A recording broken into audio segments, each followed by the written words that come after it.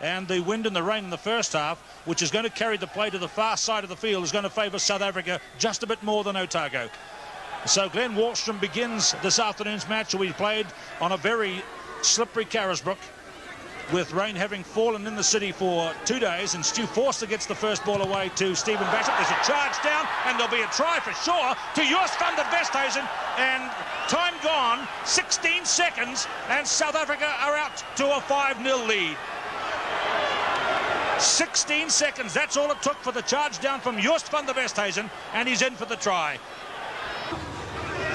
So there's a strike against the head, and away goes Nico Wegner. Taken by Campbell.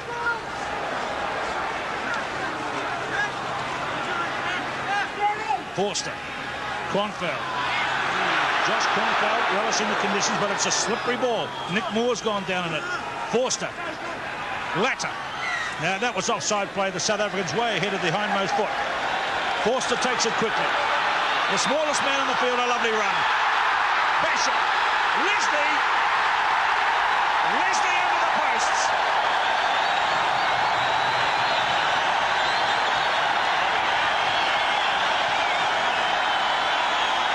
Superbly taken from the tap kick and superbly finished off by John Leslie.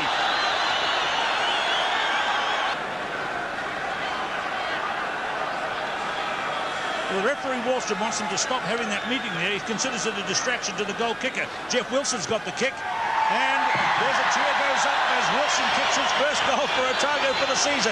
Now the home team have taken the lead.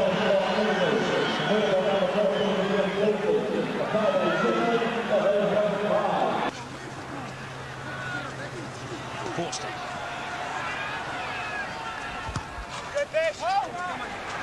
Bassett took that one around to Van Heerden. Now advantage. Wilson picked it up nicely. Kronfeld at the 22.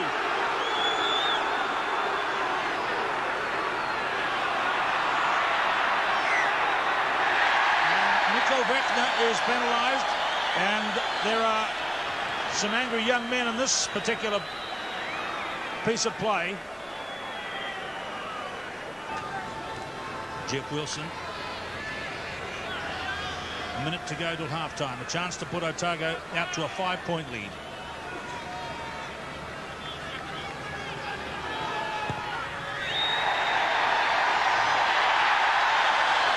Well hit by Wilson.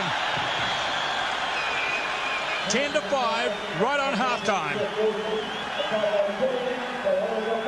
Well, Stu Forster's listed as one of the ground staff here, so there he goes. Gets it away to Kronfeld. They love this park. They call it the Brook, and it's not an inappropriate name on a day like today. Joubert waiting. Leslie, who didn't go forward. 5 metres out.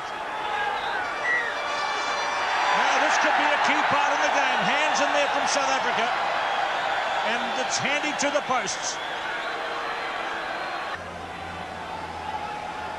Well, John Leslie did it well in the air. He went for the ball. He didn't have a choice. He was at full pace.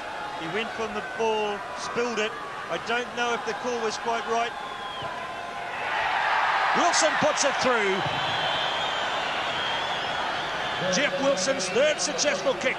13 points to 5. Well, those were the early points that Otago were looking for. Wilson, full of confidence, rams it between the posts. South Africa in trouble. They've just lifted it a gear. The game is a long way from over.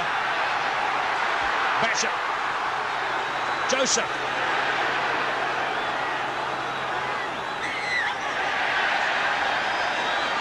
He was not allowed to release. Forster. Steve Basham. Forster again. Cook. 22-metre line.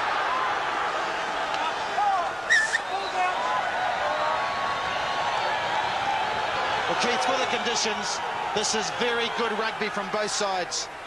Thrilling stuff. 13-5, Otago leading. They've never beaten the Springboks, and the Springboks in various teams have been coming here since 1921. A charge down. Leslie. That's how the South Africans got their first try, their only try so far. That's Paul Cook in there. Kronfeld. Forster, Bishop, Ellis.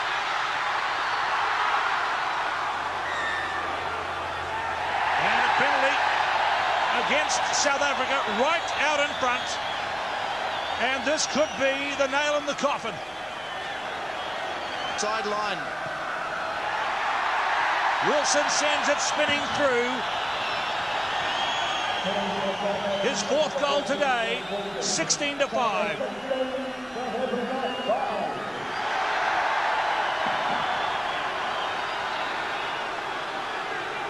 Otago banging hard, sending the South Africans back where they came from. There's only one chaser, Keith. Paul Cook's chasing. Is that forward? Line ball. Wilson on you. Joubert. Mulder. Badenhorst. South Africa throwing caution to the wind. A lovely tackle by Leslie. Joubert. Cabos van der Westhuizen. He's a brave man to start stepping. Timu is up, number 15. Campbell. Bishop. And there's an offside player, Kruger, I think. Or was it Claessens? And in midfield, Jeff Wilson will come in again. Yannick Claessens it might have been. He's done superbly in these conditions to land 4 from 5. And the cheer is up already for Jeff Wilson.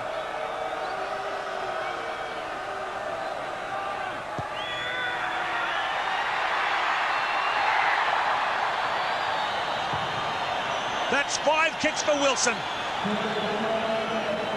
Quite remarkable, Keith. He hasn't kicked a goal all season for Otago. He comes out in these conditions and kicks them one after the other.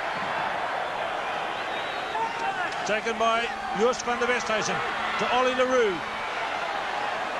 He's covered it nicely. Joost van der Westhuizen again. They're going to try and throw it. Try is down for South Africa. John Timu was protesting, but Henny Leroux has scored it. Well, if the kick goes over, they're within striking distance. Kick the come. The kick's over. So Leroux scores his first try on tour and converts it. And the gap is closed up now. 19 points to 12. Another 7-pointer, and South Africa will tie this game up with 7 minutes to play.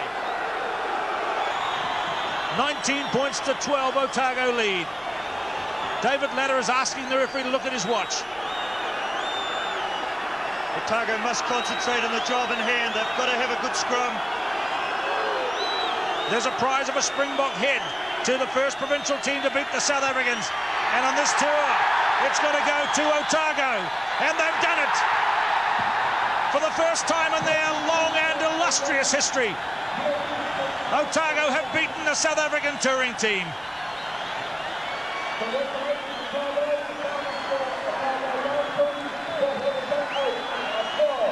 "15 heroes being swamped by their mates from the terraces. Jeff Wilson, outstanding goal kicking. David Latter, there he is in the foreground, the captain being hugged by people he's probably never met before. And John Leslie, number 12, who scored the only try. And Otago, a huge day for them. They've beaten South Africa by 19 to 12, and the prize of the Springbok head is theirs. For the South Africans, the misery continues.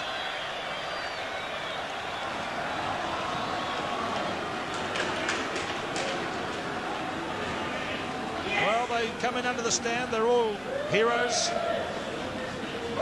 And the South Africans now with 2 test losses and a provincial loss to Otago, plus the controversies they've had in recent days, will not be enjoying this one bit. Performance, and the Springbok head comes off the South African bus into the Otago rugby quarters trophy cabinet. What do you think? Oh, just fantastic, you know. Got to praise our guys. They really dug in when we played 80 minutes of rugby. You know, and they're a good side too, you know, and it was a team you had to go out and beat. Now, the public expectation here in Dunedin was pretty high. I mean, did you feel that throughout the week? Yeah, there's been a lot of pressure on the players to perform in that, and it's the players are just sort of tried to keep that out of their minds and go out and play our game and to our credit, we did that and we come away with a win. David, the first 30 seconds wasn't probably the greatest start Otago have had. I mean, that try really was a butt kicker. Yeah, it's not the ideal start, but we're a side that absorbs those sort of pressures, and we come back into it, and full credit to our guys. I'm just so proud of them today. 10-5 at half-time. What was the feeling out there? You rush back under Carisbrook. I mean, what did you feel? Do you feel you could take the next 40? Yeah, well, we said at the start, before we even started the game, it was going to be an 80-minute game, and we had to play 80 minutes of rugby to beat them. And they were coming back into the game. They got their game going on that mid-20, and they looked dangerous again. And we had to sort of get back on our bloody horses and carry on. What about the conditions? I mean, when you realised maybe 48 hours ago that it was going to be a bit of a storm here at Dunedin, did that sort of dampen the spirits of the guys? Because I thought you guys might have liked a harder ground. Oh no, it's totally typical Dunedin rugby conditions. You're going to get this sort of weather down here, and we've been lucky. I think the test was very, very lucky. It was a great weekend then, and we'll play in rugby no matter what conditions we get. Your Otago forwards certainly slugged it out for 80 minutes. You'd be proud of your tight five. Oh, very proud. We had a bit of an upset last week with Brendan Timmins getting a broken leg and that, and it sort of put us off a wee bit, but Andrew Campbell come right up trumps today, and he proved it to himself and to the team. David, does this rate higher than the win against the Lions last year? Oh, every international is just an honour to play in, really, and I think everyone treasures a win in an international. You've got a few scalps now, man, international scalps. Yeah, we've got a few of them, but just hope they keep coming. David Latter, thank you very much for talking to us. Thanks, Stu. Well, he's a happy young man from Clutha, David Latter. He's, in the days when they used to have a lot of country boys in the team, I think he's the only one who's playing up in the country now, although Nick Moore is from Clutha, born and bred. But Wayne Graham, as an old Otago captain, sitting here in the commentary box watching, he must feel very proud of the boys in blue. Oh yes, Keith, what a tremendous feeling it must be for them under the stand, knowing that they've just beaten this Springbok touring team. Very proud province, of course, very proud record against international touring sides, but this win here in the conditions, truly magnificent.